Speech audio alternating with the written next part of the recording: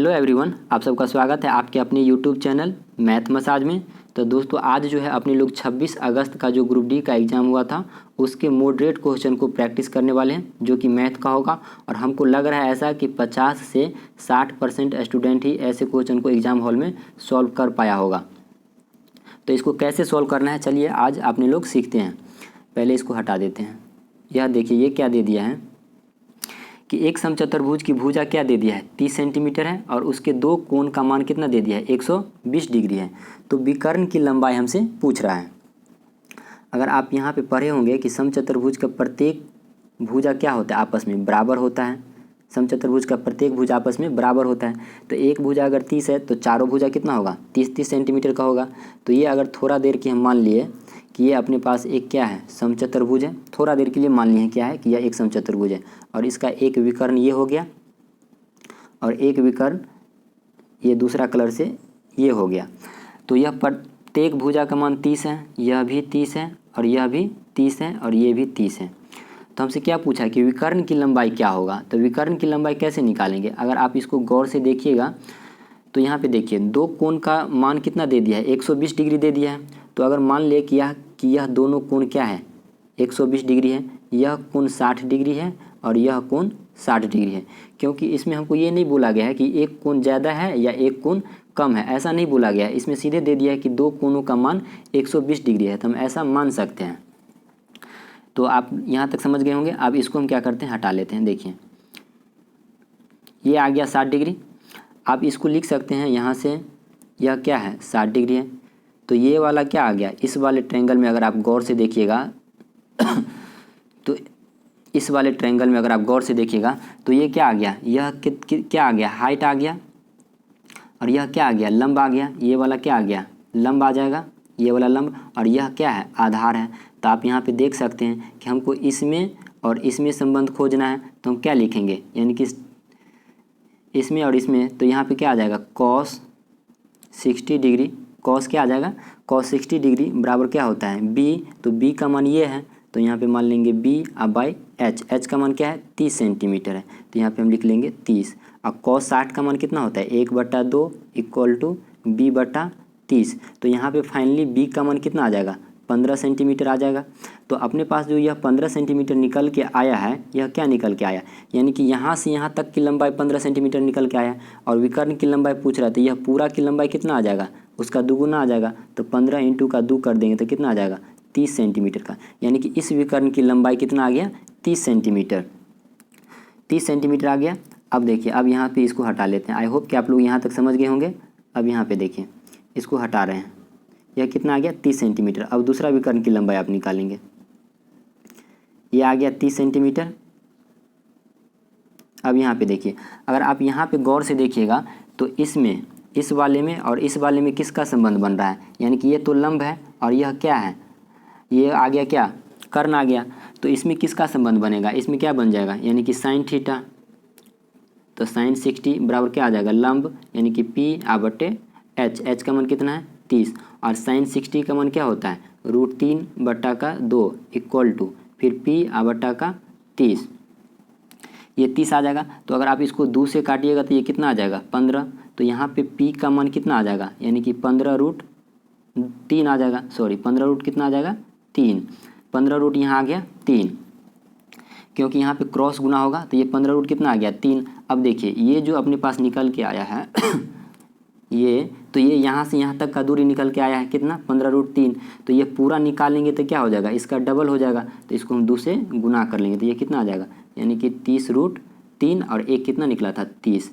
तो मेरा right answer क्या आ जाएगा ऑप्शन नंबर पहला आ जाएगा 30 सेंटीमीटर और 30√3, जो कि ऑप्शन नंबर मेरा पहला होगा। आई होप कि आपको ये समझ में आ गया होगा और इस टाइप के सवाल को ज़्यादा से ज़्यादा प्रैक्टिस कीजिए। तो बढ़ते हैं दोस्तों अब अगले नंबर सवाल पे।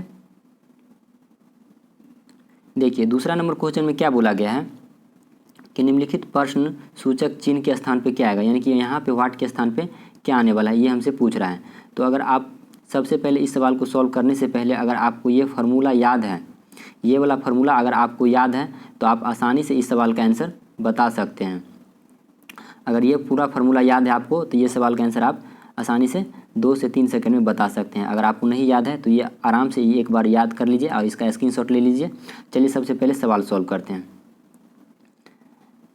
जैसे देखिए क्या बोला गया है यहाँ पे, देखिए यह p² 12 दे दिया है। p का पावर कितना है 12 है और यहाँ अंदर रूट 3 है।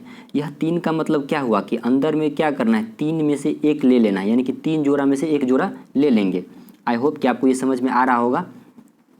जैसे मान लिया जाए कि अंदर रूट यहाँ पे क्या रहता है, जैसे अंदर रूट 4 रहता है तो यहाँ 2 रहता है, नहीं कुछ रहता है तो 2, तो क्या करते हैं इसमें से हम 2 जोड़ा में से एक जोड़ा को बाहर कर लेते हैं ना। तो वही बात करेंगे, यहाँ पे 3 है तो 3 जोड़ा में से एक जोड़ा हम बाहर कर लेंगे।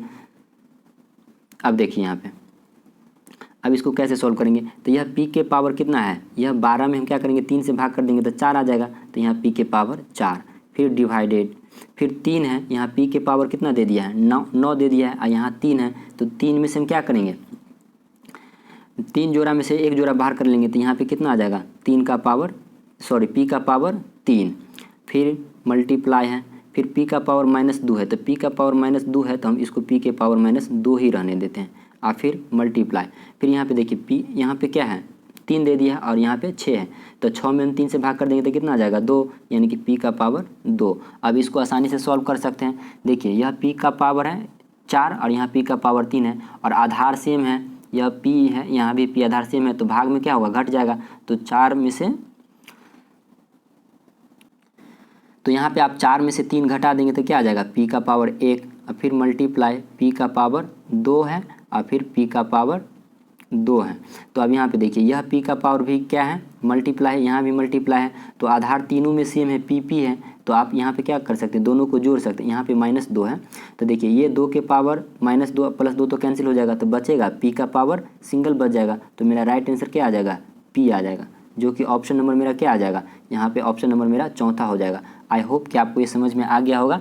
चलिए बढ़ते हैं अब अगले नंबर सवाल पे।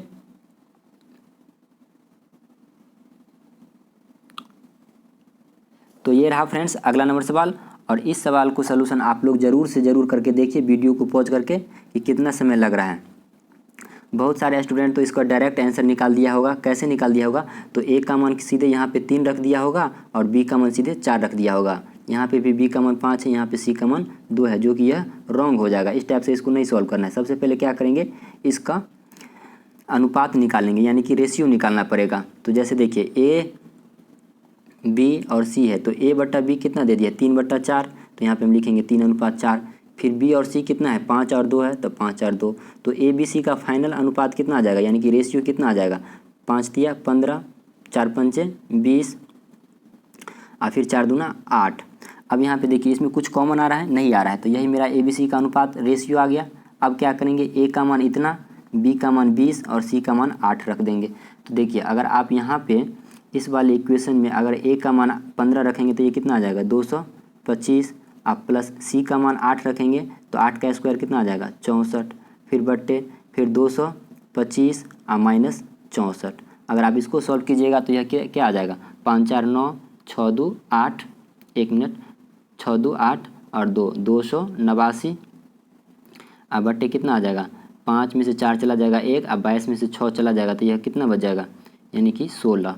तो यह मेरा राइट आंसर क्या आ जाएगा, यानी कि इसका मान कितना आ जाएगा 289/161। अगर आप ऑप्शन पे गौर कीजिएगा तो देखिए यहाँ माइनस में दे दिया है, माइनस का 289/161, यहाँ प्लस में है और ये दोनों तो हट के है और नो भी दिया है। तो आप लोग इस टाइप के सवाल को जल्दीबाजी में गलत नहीं कीजिएगा और कैसे बनाना है ये आई होप कि आप लोग को ये समझ में आ गया होगा। तो इसका राइट आंसर क्या आ जाएगा, ऑप्शन नंबर दूसरा हो जाएगा। तो चलिए दोस्तों मिलते हैं अब नेक्स्ट वीडियो में, तब तक के लिए बाय।